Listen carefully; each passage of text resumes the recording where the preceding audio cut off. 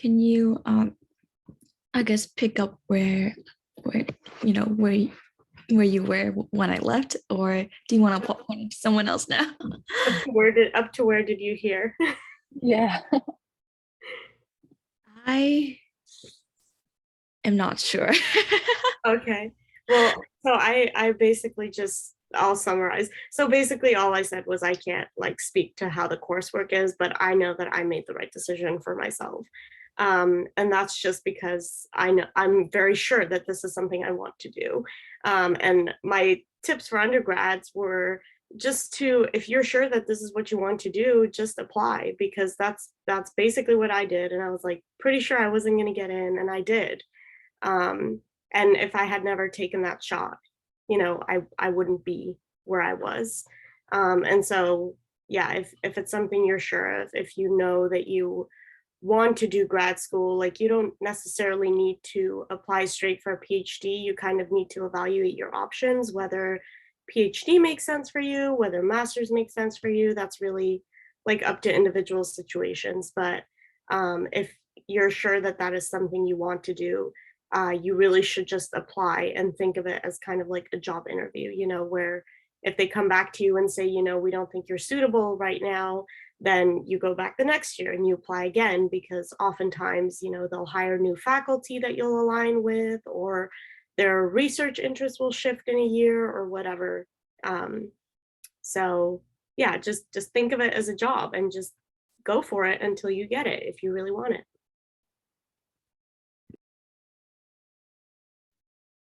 Yeah, and then she had popcorn to me, so I guess I'll go. Uh, so I think just tips in general for undergrads, whether they're deciding to go to grad school or not. I think like when I was an undergrad, I felt like I was too much of a perfectionist, and I really worried a lot about things that were sometimes out of my control.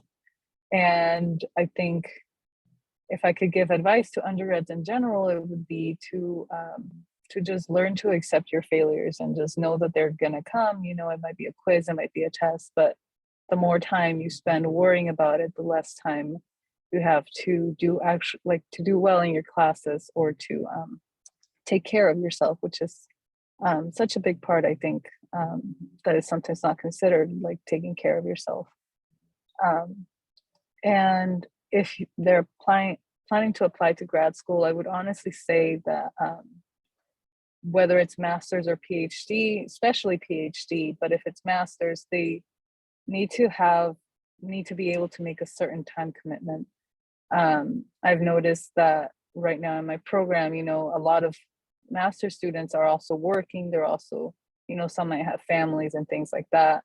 So it puts more of it's more stringent on their schedules. So it's a good idea to know what pace you want to go.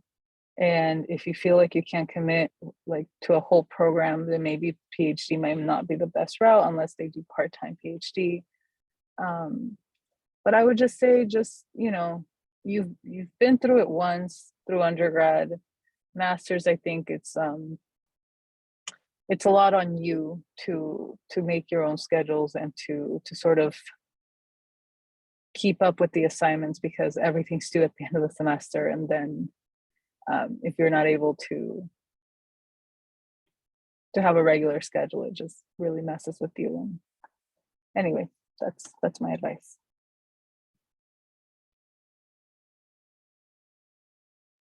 And I'll pop one to Ryan. The quote that came into my mind as everyone was discussing was, "Nothing worth having in life ever comes easy." I think that's very true, especially with graduate school. It's not going to be easy. I think knowing, yes, there's going to be parts of where you're at and you're like, okay, like this isn't too bad. This kind of reminds me of undergrad, but just know that this is a very specialized thing for you that's going to advance you in your career. I think for me, understanding that the entire application process was very, very time consuming. Even in the past month alone, I've done 18 interviews in the past 4 weeks. It's exhausting. Part of it is because the programs that I'm applying to allow me a graduate assistantship, so I've had to apply for those as well, which is it's a it's like an internship, but to help you get experience in grad school. But echoing what other folks have said in this space, like recognizing that you will devote many hours to writing your personal statements, your letters of like any intention letters, it's exhausting. So please definitely carve out that time because you will need it. Also, the application, you might think it's really easy, but there are things that, you have to request letters of recommendation. You always want to give a month in advance because asking for a letter of recommendation 1 week beforehand is not feasible, and it's actually quite disrespectful on the professional's end, because that is a huge part of being able to grow and thrive in graduate school, is recognizing what your boundaries are, recognize what other boundaries are as well, because it's not just academic. You learn a lot of things about yourself too. I think other tips and tricks is start navigating that experience early.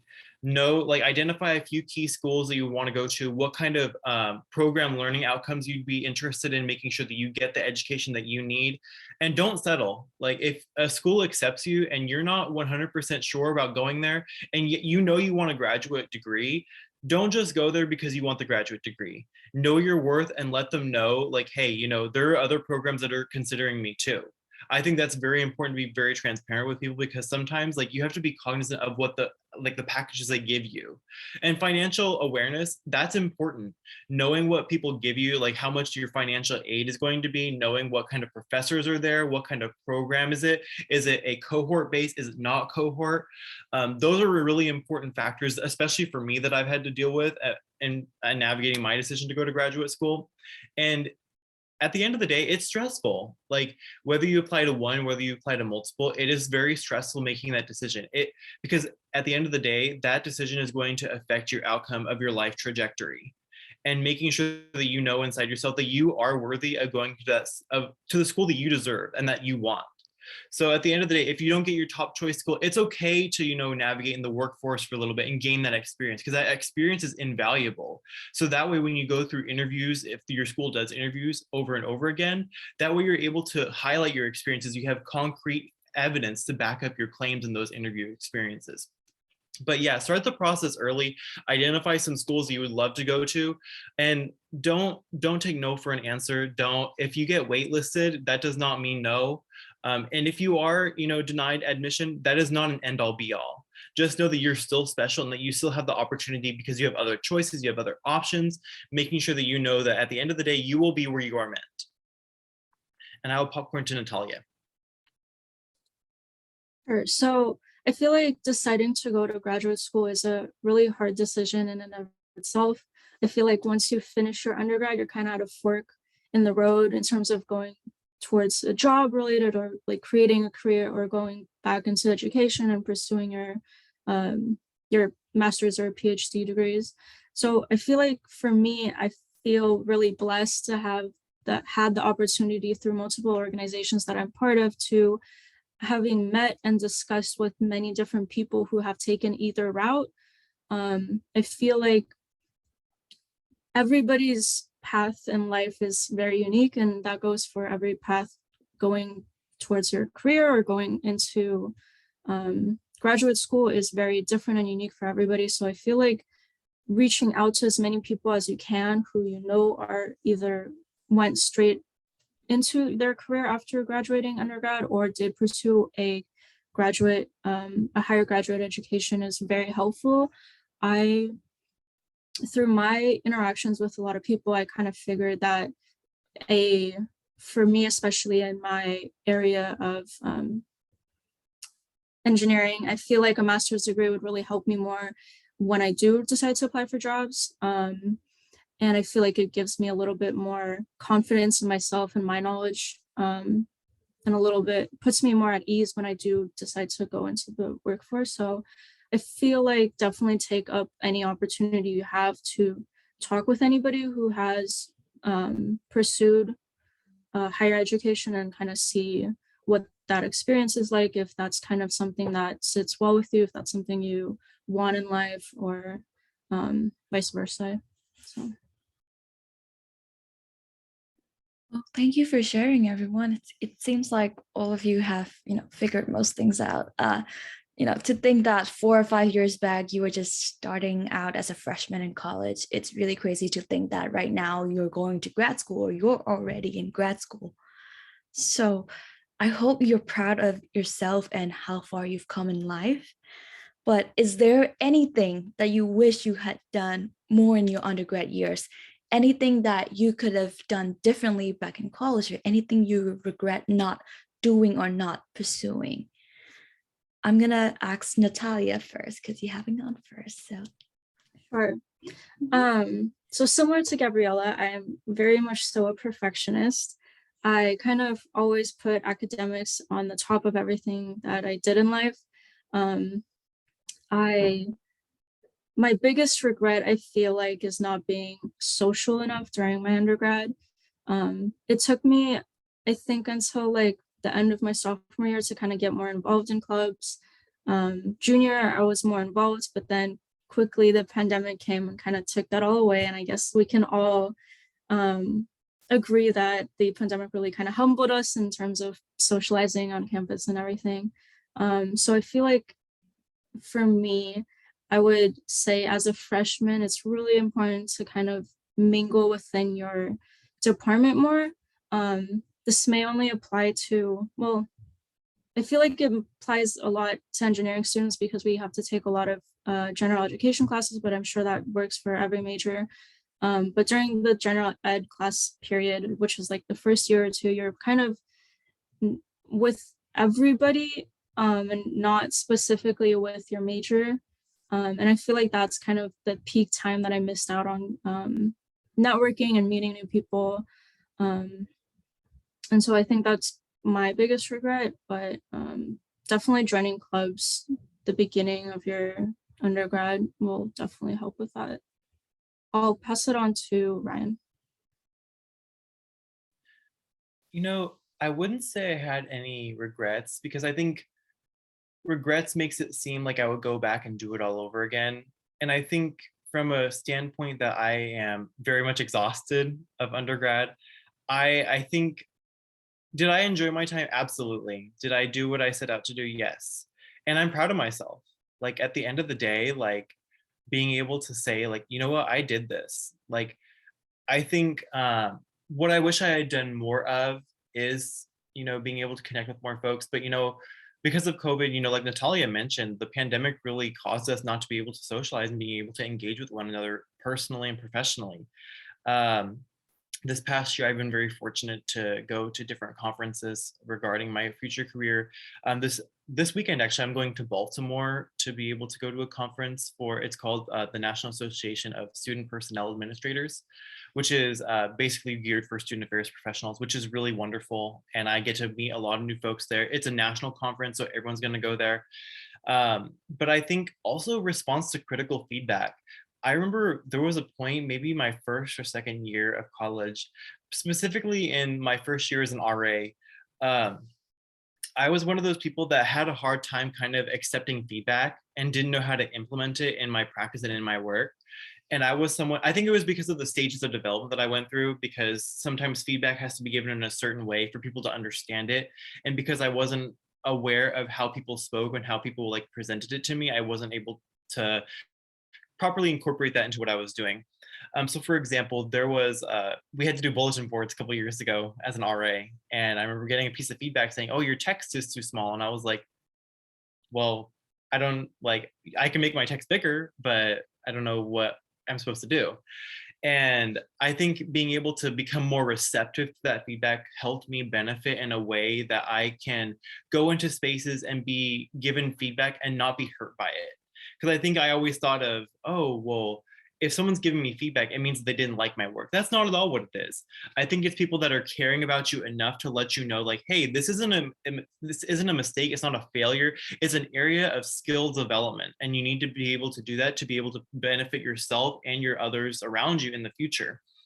And this year, I was able to connect with many professional staff in housing, which is what I'm doing after grad school, and being able to sit on the curriculum committee, which is what we operate on, and then recruitment committee for student staff selection.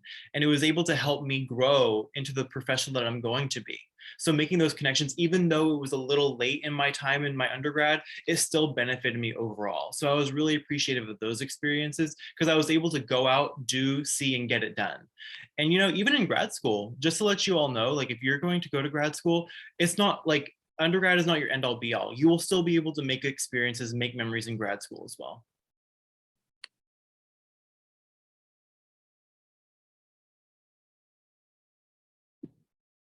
And do you want Popcorn.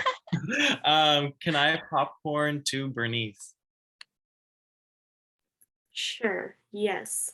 Okay. So I would say I do have some regrets. And a lot of it relates to, the same things that Natalia was talking about, where I really didn't feel super involved in university. And many people don't know that I help take care of kids, and that keeps me very busy. So I generally, arrive to campus 5 minutes before my class, I sit through my class, and I leave right after class. Like, I don't spend any time.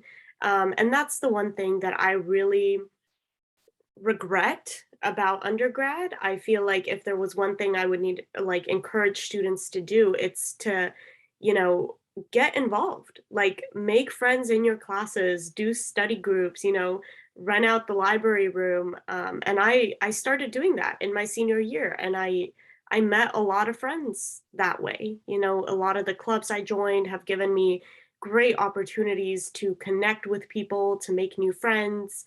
Um, and they've really like set me up for success in different ways. They've given me insight into who I am as a person. Like just this past weekend, Engine and I were walking and she showed me like some star thing. And, she was like, I'm really into this. And that's something that never would have come up with any of my other friends. And, I read it and I was like, oh my God, yes, she's right. And so like one thing is to really, really get involved with the people that you're surrounded by. You all have a shared interest, and that's probably the most you're ever going to have in common with anyone in your life, because once you go into the workforce or graduate school, there are so many different specializations, so many different like people working in these different work fields. That time is really a good period for you to um, you know, connect yourself, to integrate yourself, to find ways to get involved on campus, find ways to hang out with people, to do things that are beneficial to your mental health, your physical health. Like that's the time. And also to really take the undergraduate time to get to know yourself. Whether that means through traveling frequently or spending time with people that you wouldn't normally spend time with, joining clubs, taking leadership positions. Like it's really a good time for you to figure out who you are as an individual, where your values lie, what your best tasks are, how do you work, how do you think, how do you address issues. That's the time to really solidify that so that those are strengths that you can build on as you're going into the workforce, or into graduate school for that matter. And then also just like a final thing is really figure out what your interests are. I regret starting research in my senior year, because that's a time when you're probably most stressed for time. And if that's something, you start early on in your educational career, you can learn a lot through that process. So it's less stress by the time you get to senior year. And also when you do that, it'll be easier for you to decide whether you even want to pursue grad school. And if you do, whether there's something specific that you would like to work on. So that's something I would recommend. Just start early on, just integrate completely, seamlessly, enjoy the ride. Yeah. Gabriella, you want to go? Yeah, thank you for that. I actually thought it was very insightful. I think being able to figure yourself out is something I definitely wish I could have done too in undergrad. I think I figured some of my limits, which is also good in a way. But yeah, I think one of the things I regret the most is not realizing that like academics is very temporary. Like there's things that transcend education, things that come before and after, which is life, family, friends, you know, and I think I sort of put all those on the back burner just to keep up with the academics. And so I think back to something I was saying earlier, you know, I wish I would have taken the time to realize that just failing a bit doesn't matter in the long run, you know, like as long as you know that you still have the motivation, that you still have your end goal, like you're always going to find a way around it, even if you do come across some sort of obstacle along the way. But yeah, I would just, you know, recommend, like Bernice said, to figure yourself out, figure out what matters to you, and to keep making connections, like emotional connections to people. Yeah, that's it for me. Yeah, I mean, to add on what all of you have said, I do feel like I could have networked more and talked to people more in my undergrad years too. I also feel that, you know, the pandemic really took away that opportunity from me. And, you know, being a transfer student, I transferred here in my sophomore year and a semester after the pandemic happened. So I didn't really have that, you know, experience at SDSU. So I didn't share a lot of memories with folks at SJSU, but I really put in the work in junior year and became friends with a lot of wonderful people like Natalia, Bernice, who I met through Tau Beta Pi, and Jayla, I met you through my position here at PAX. So yes, networking and, you know, making connections in college is really important. And I would recommend, you know, students to go out there more and connect with people, making that, you know, emotional connection as well. So we're coming to the end of our session. I feel a lot closer to you guys now, and I hope you know that you are an inspiration to people in your community, and I hope you know that. So I am going to open up the floor to everyone. If you have any questions for each other, you know, feel free to ask. And yeah, any inputs or any comments that you would like to make to, you know, to each other. Now's the time. Yes, indeed, very inspiring, and it was a nice panel. Although we didn't have a, you know, a great turnout, I still feel like I learned a lot. And thank you for being here. Thank you for accepting my invitation to be a panelist on this panel, and thank you for helping me out.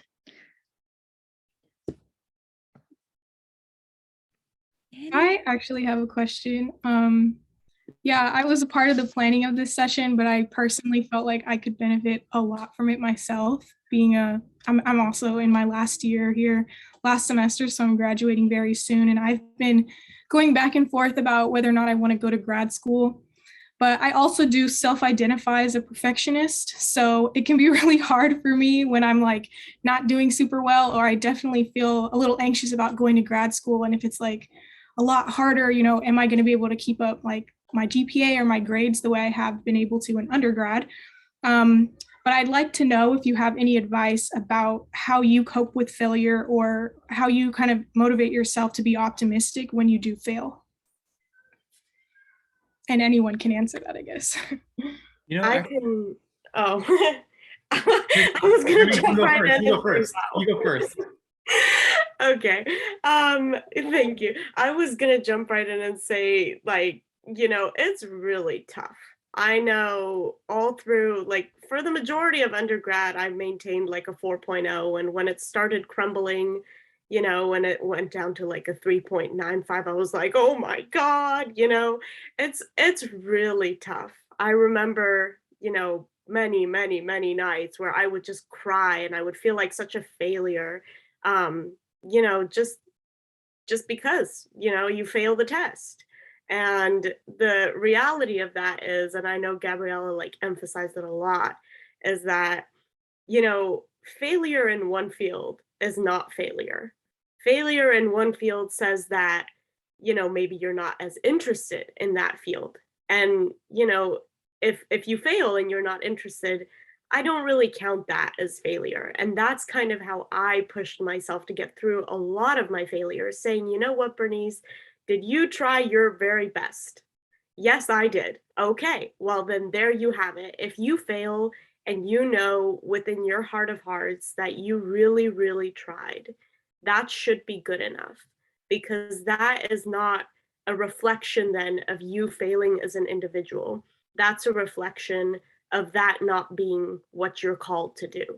And for me, you know, it's I don't even know. There are a lot of things I fail at. You know, I'm not good at circuits. I'm not good at you know, titration. You know, those are not my strengths. But really, the best way is to spend time and focus on what your strengths are. You know, I'm really good at physics, and so you end up leaning into those strengths, and you could take positions like SI positions, or you know, like lab teaching positions that put you in a position to pass on those strengths to other people. That's what I really, really love.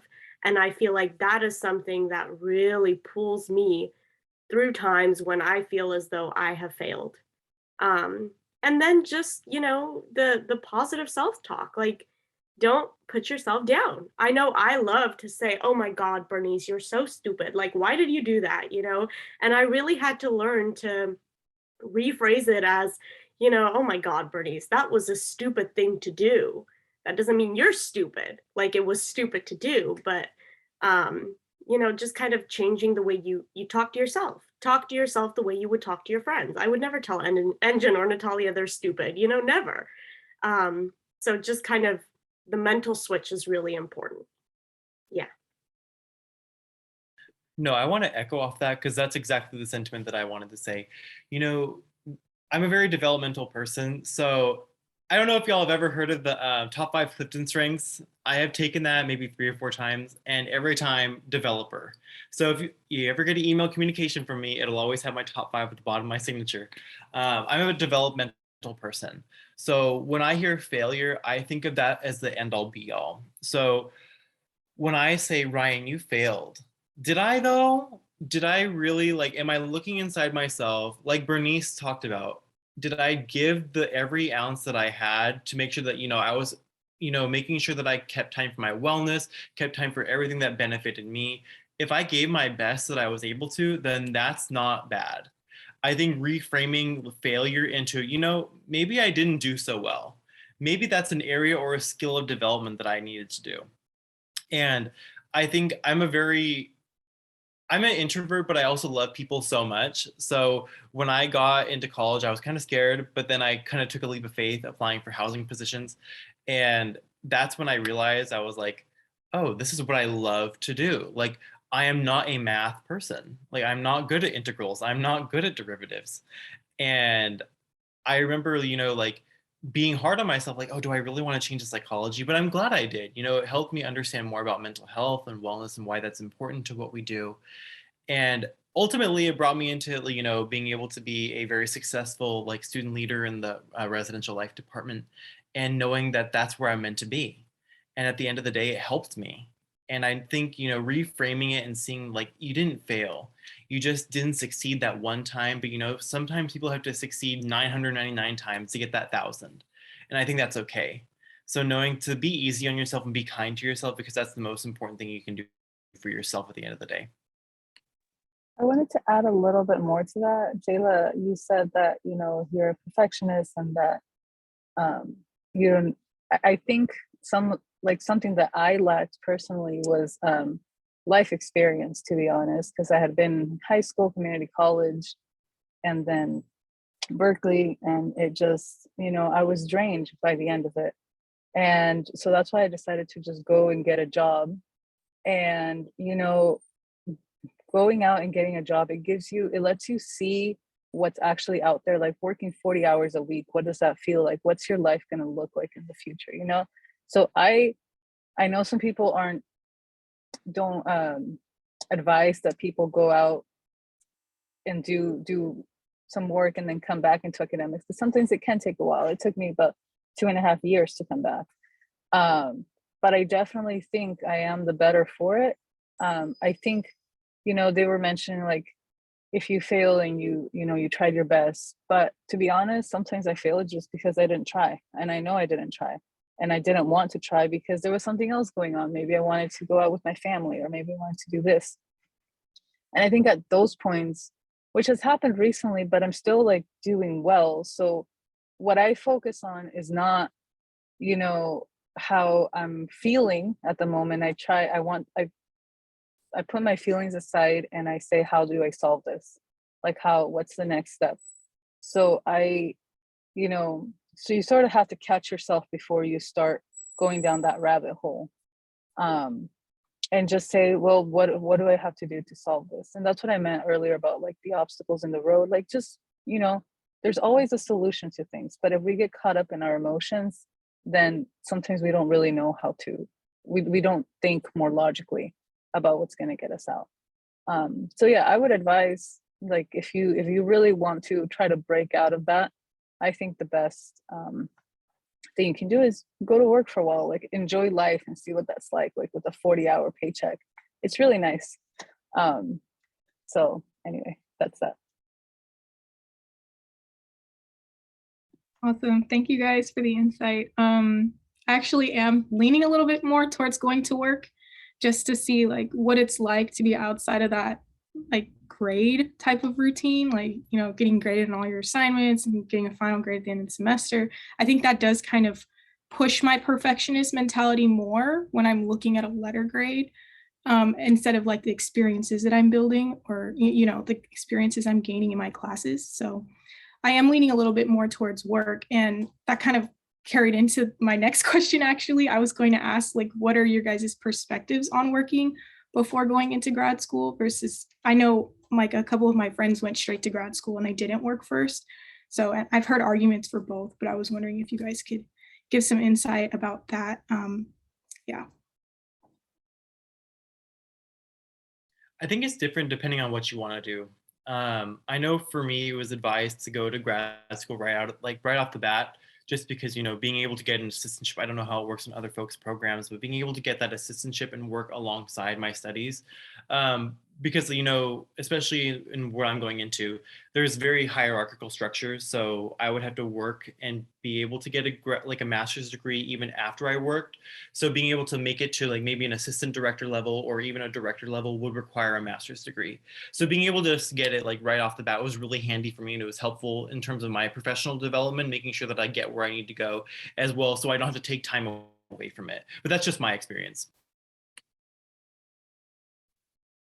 I think in my experience, when I first started thinking about going to grad school, I spoke to a few advisors and professors within my department who actually all kind of unanimously said it might be better to go into the work field and kind of get a feel for it before you come back or before you go straight into grad school. But having gone straight to grad school, I can't really give much advice about how the workforce is compared to school, but majority of my friends and peers that I did my undergrad with are working now, and they did not pursue their graduate degrees. But majority of them are, or what I hear from them, they're doing really well. I mean, it's really a personal thing, whether you want to go get a job or pursue grad school. What they're doing is really specific, and it's what they really want to do. It's what they like to do. It's more of working for the pleasure of it, not so much the paycheck. I think that's kind of the biggest thing to consider if you're deciding to go into the work field, because school kind of feels like you don't have much freedom with it. You kind of pick a major and then that's what you're going with. With jobs, you have more of the ability to kind of pick and choose what you want to do. So I think kind of weighing those out is really important before you kind of make a decision. And all I can really add to that, because I'm obviously not taking a break to work after, but I've done internships and accepted positions that I thought would be perfect for me, and I do them for a summer long, and I realized I don't want to do this. This is not what I like. Like, it's fine for a month or two, but this is not what I like. And if you kind of like fall into that trap if you don't know for sure what you want to do. It can be very hard to go, into a job and work when really all you want to do is go to school and learn more. um, but that's something you need to explore for yourself, like do a job, work it for 3 months, and then if you love it, of course, like stay, advance, whatever, but if not, then you need to start considering, like, do I want to go back to school? Do I want to try a different position? Like, what do I want to do? And sometimes, like, for some people, taking that break is the mental reset that you need.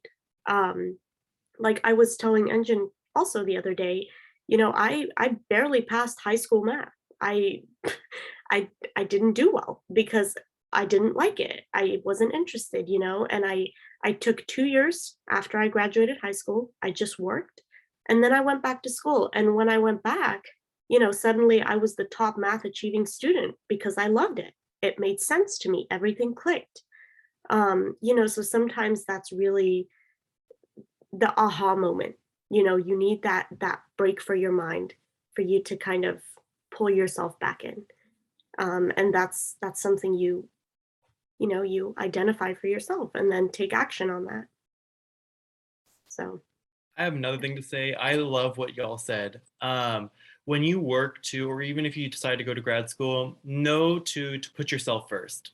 Like, protect your peace, because that is the only thing you will have.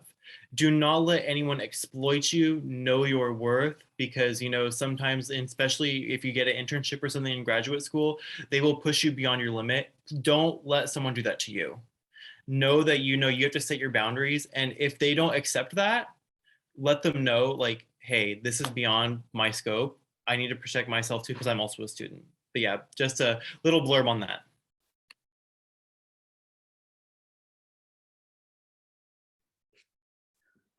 All right. It looks like we're a little over time, but I love hearing all of your stories.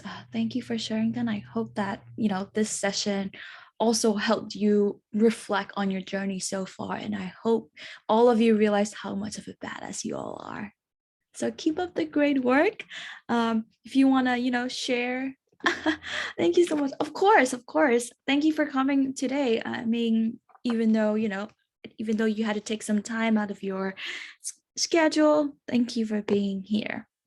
So if you want to connect with each other, you can go ahead and share your LinkedIn or share your email addresses so we can all stay connected. Here's my then I'll share it in the chat so all of you can connect with me. Yes, okay. Well, I was going to end the session with another question so that we can all end on a positive note. If you need to go, feel free to. Okay. If you need to go, feel free to. bye, But everyone. all right. Bye, Bernice. Gotta run. Bye. Thank you all for coming and for having me. Of course. Yeah, I just wanted to close the panel with one last question to end everything on a positive note. So we've talked about like failures and how to pick up ourselves after failure, right? Can we talk about how you would reward yourself during times of success? How do you reward yourself while staying grounded so that you don't become, too arrogant about your success? How do you reward yourself? I mean, I usually go and celebrate with friends, or not celebrate, but just hang out with friends, or go home to my family and just, hang out with them. I think just emotional connection after is a nice reward. I think it's actually dual, like it works for both success and failure. But yeah, that's for me. I do have to get going as well, but thank you for everything. I think similar to what Gabriella said, after a success, I feel like you kind of worked a little bit more, or not per se, but it feels like you worked a lot more. And I feel like after a success, it's really, or at least for me, it's really nice to kind of take a break from academics and try to do something like for myself, trying to hang out with friends, or just kind of take my mind off it, because it gets really exhausting and I feel like it takes a really big toll. just on like your mental health and stuff. So I feel like kind of taking a break from it is kind of good, but not, in moderation. I love, okay, this is gonna be so funny. I love going to Target. I will literally like reward myself by going to Target. I don't know. I'm just that quirky person that no, literally retail therapy is real. But capitalism unfortunately is even realer. So sometimes I have to take a break from that. But honestly, just like taking care of myself, if I wanted to watch like, Friends or something on TV, I will watch it. I will, light a candle, not in the residence halls though, because that's a policy violation. Like, being able to take care of myself in that way is really important, just because like knowing that like, yes, I was successful, but you know what? How am I going to continue the success is being able to, preserve my wellness and take care of myself even more so. All right, great answers. Well, I hope you now reward yourself after this panel because it's been a success. I really enjoyed it. Thank you for being here. And I hope you have, a great rest of the day. Thank you. Yeah, of course. Bye, y'all. Bye.